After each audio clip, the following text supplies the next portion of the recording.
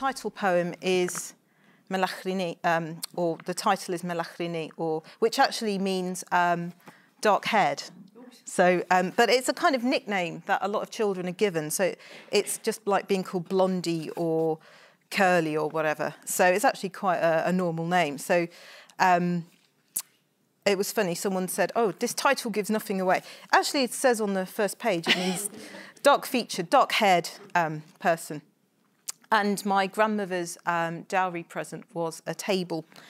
And we're going back to the 30s now, and my parents emigrated back, and they still have that table.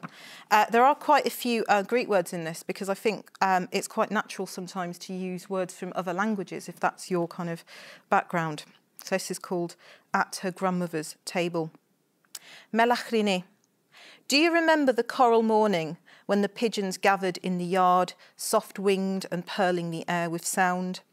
It was so early when you joined them at the table, your grandmother spooning out coffee, placing the bricchi on the stove.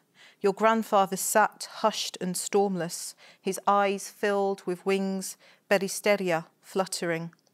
The sun waited a little before rising. A cockerel crowed daybreak and years went by. Now resting your full-grown elbows on the table, you wonder why it survives to feed you still. A constant narcoleptic, a dead guest who slept as in a fairy tale through other people's lives.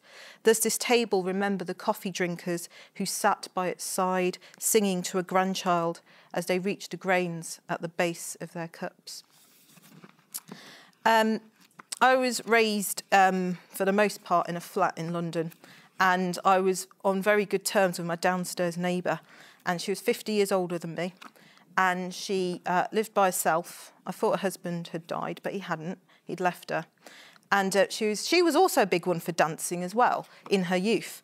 And she was a big fan of the Hollywood musicals and what have you. And you could hear the music coming up from downstairs. And I wrote this poem because I wanted to imagine kind of what was going on in her world downstairs. And Delicado was a big hit in the 50s, and I'm pretty sure she probably danced to it. And I was kind of imagining more than anything. Delicado. Martini glass in hand, you gaze into his face, all handsome and candied over with youth.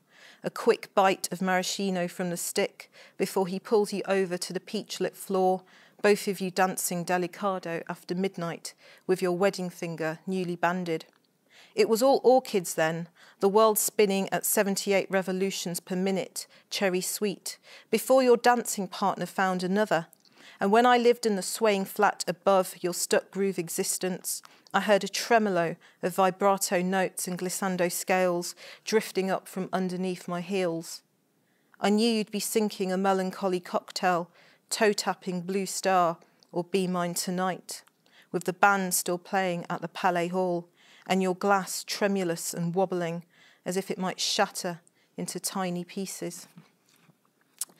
When my parents emigrated back to Cyprus, I went down to say goodbye to Patricia Hill, my neighbour. And this poem is more to do with the reality of the situation. I went in and she said, "There's my husband." And I said, "Where is he?" "He's in the box." And he'd been cremated. And she wasn't very happy about having him back after whatever it was, nearly 30 years of him being away. So I kind of wrote this poem in tribute to her, really. So this is Mr. Hill for Patricia. For a while, he's gone back to his first wife, who's decided to keep him on a mantelpiece with mouth-blown vases on either side.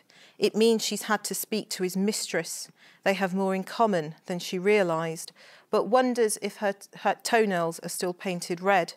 No one is quite sure where to scatter him.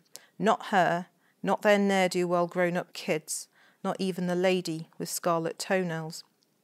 His wife sits in a sea fret of white mist, sighing through her thick cigarette smoke. She's so confused she even asks me, but I'm only a neighbour. For years I'd thought he'd already died, the way she spoke of him. Mrs. Hill takes another drag, decides to post him back to his lady friend, confiding in me, even though he's dead, he's still a bastard.